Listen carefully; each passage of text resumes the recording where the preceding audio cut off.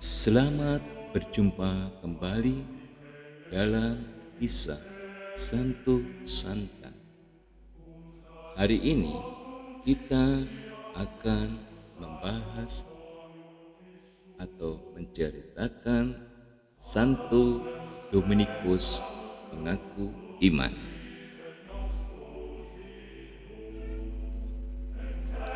Dominikus lahir pada tahun 1170 di Calaruega, Spanyol.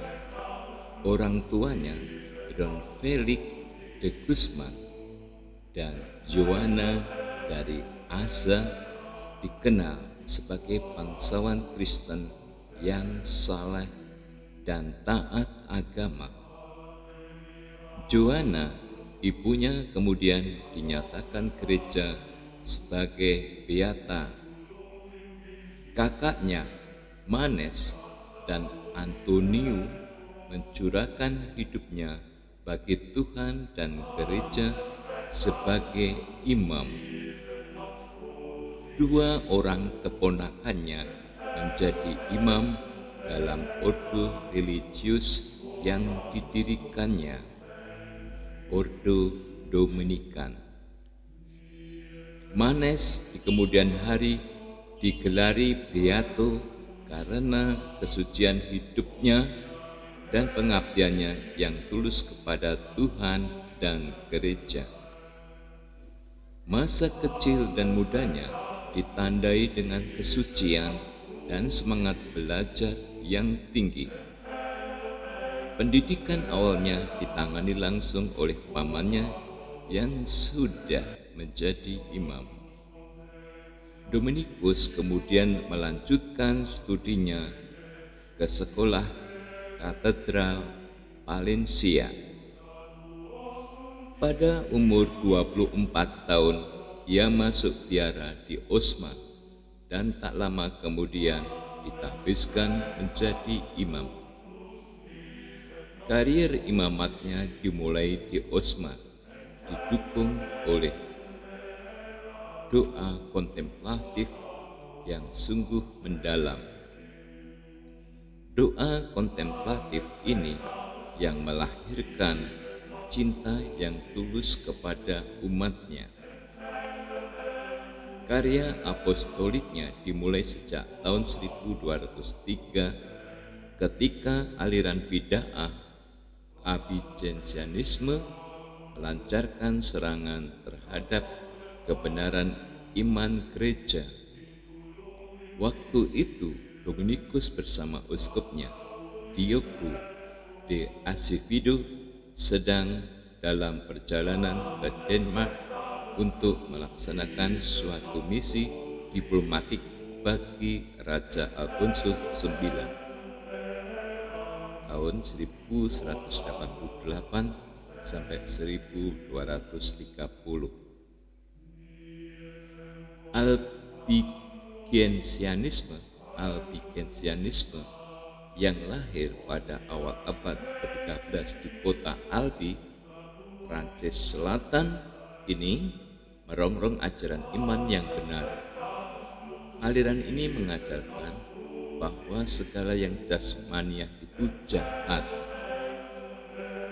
Ajaran gereja tentang Tritunggal Maha Kudus, peristiwa penjelmaan dan penembusan umat manusia dalam pribadi Yesus Kristus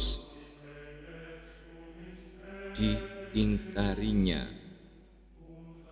Juga semua sakramen, ibadat, dan apa saja yang merupakan ungkapan iman gereja ditolak. Karena sangat fanatik, para penganut aliran sesat ini tanpa segan merusak gereja-gereja dan biara, menghancurkan gambar-gambar kudus dan salib. Segala hubungan antara gereja dan negara ditiadakan.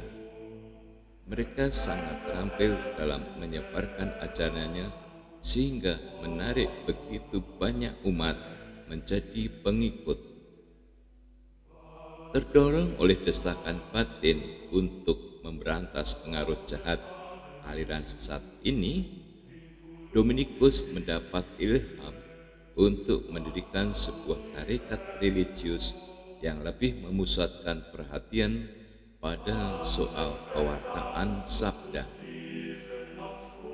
Ordo religius Dominikus ini kemudian lazim dikenal dengan nama Ordo Predicatorum atau Ordo para pengkhotbah. Pada pertengahan musim panas pada tahun 1206, sesuai urusan diplomatik di Denmark dan kunjungan ke Roma, Dominikus bersama Uskup Diego kembali ke Spanyol. Di Montpellier, Perancis Selatan, mereka bertemu dengan para pengkhotbah utusan Paus yang mulai putus asa dalam mengemban tugas memberantas pengaruh ajaran aliran sesat Albigensianisme. Mereka berniat meninggalkan hidup biaranya karena gagal dalam tugas pewartaannya. Banyak faktor membuat mereka gagal. Para bangsawan yang merupakan orang kepercayaan masyarakat sudah mengikuti aliran sesat itu.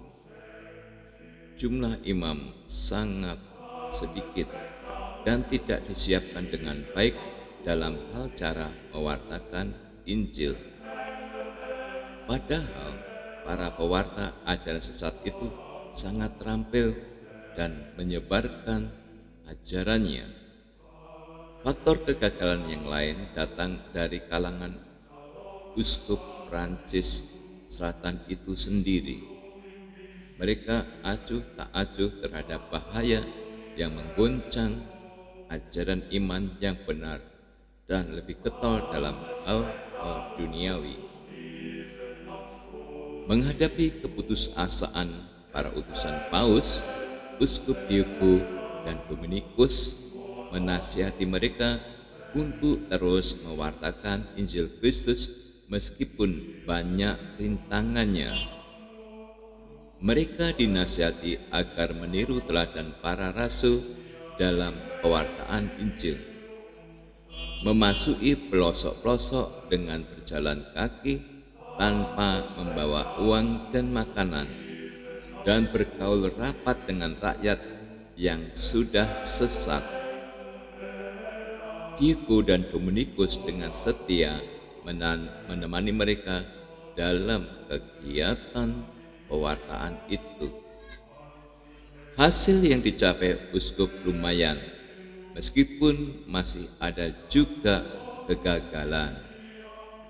Uskup Diego dan Dominikus serta Uskup Fulk dari Toulouse, Perancis Utara terus mendampingi para pewarta dalam perjuangan besar memberantas pengaruh jahat Albigensianisme. Pada tahun 1214, Dominikus mendiskusikan bersama rekan-rekannya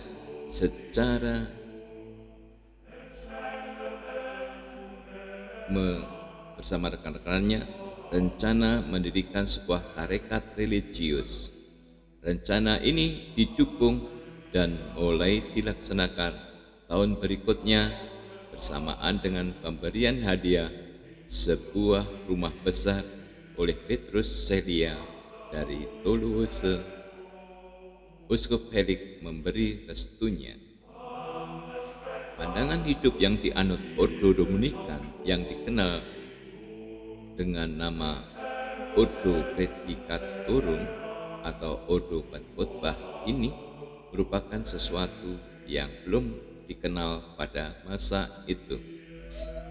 Dominikus menggabungkan corak hidup kontemplatif dengan kehidupan aktif, mewartakan Injil di luar biara, kerja tangan untuk memenuhi kebutuhan hidup, belajar, dan lain-lain.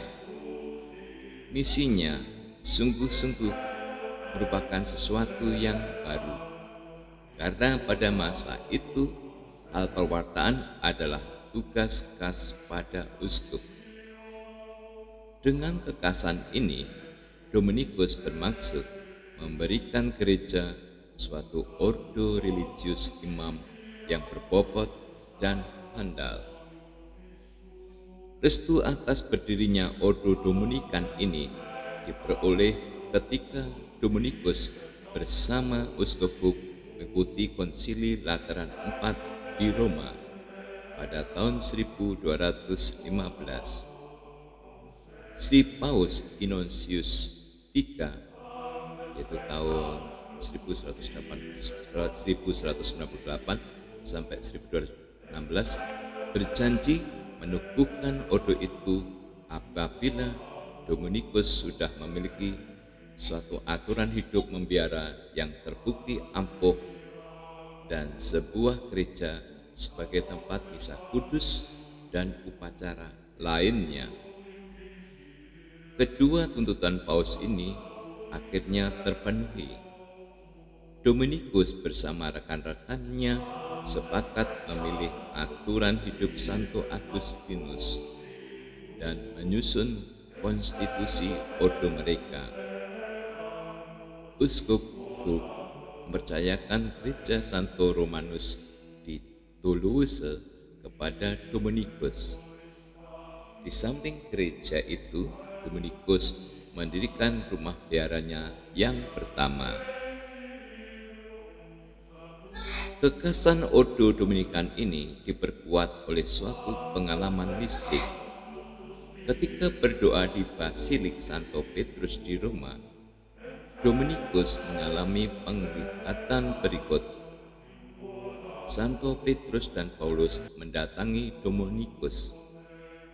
Petrus menyerahkan kepadanya sebuah kunci, dan Paulus berkata, "Pergilah dan wartakanlah Injil, karena engkau telah ditentukan Allah untuk misi pelayanan itu."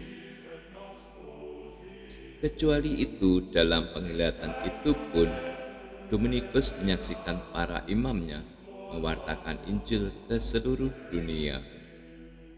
Di Prancis Selatan sendiri, karya pewartaan itu sulit sekali dilaksanakan karena kerusuhan politik dan militer. Karena itu, Dominikus memutuskan untuk mewartakan Injil di wilayah Eropa lainnya seperti Spanyol dan Paris, sambil tetap menggalakkan pewartaan di Toulouse dan Rouen. Dari wilayah-wilayah itu, Dominikus mulai melancarkan misi universal ordonya ke berbagai daerah. Untuk mempertegas ciri khas ordonya, Dominikus mengundang imam-imamnya untuk membicarakan berbagai hal penting seperti pendidikan para imam Dominikan, kegiatan pewartaan, kepemimpinan ordo, dan penghayatan kaul kemiskinan. Oleh imam-imamnya, Dominikus sendiri diangkat sebagai pemimpin ordo pertama. Dia pun diangkat sebagai pemimpin misi kepausan di Lombardia tatkala umat di wilayah itu diresahkan oleh ajaran sesat. Bersama Kardinal Ugolino, Dominikus melancarkan perlawanan gencar terhadap berbagai ajaran sesat. Pekerjaan di Lombardia sangat menguras tenaganya. Dominikus meninggal dunia di Bologna pada tanggal 6 Agustus 1221 setelah menderita sakit keras. Kesucian Dominikus sungguh luar biasa. Dia seorang pendoa yang merasakan benar makna kehadiran Allah. Tentang dirinya, rekan-rekannya berkata, ia terus berbicara dengan Tuhan dan tentang Tuhan. Siang hari ia bekerja bagi sesamanya. dan malam hari ia berkontak dengan Tuhan. Sebelum meninggal ia berpesan, tetaplah teguh dalam cinta kasih dan kerendahan hati, dan jangan tinggalkan kemiskinan. Diambil dari www.imankatolik.org.id.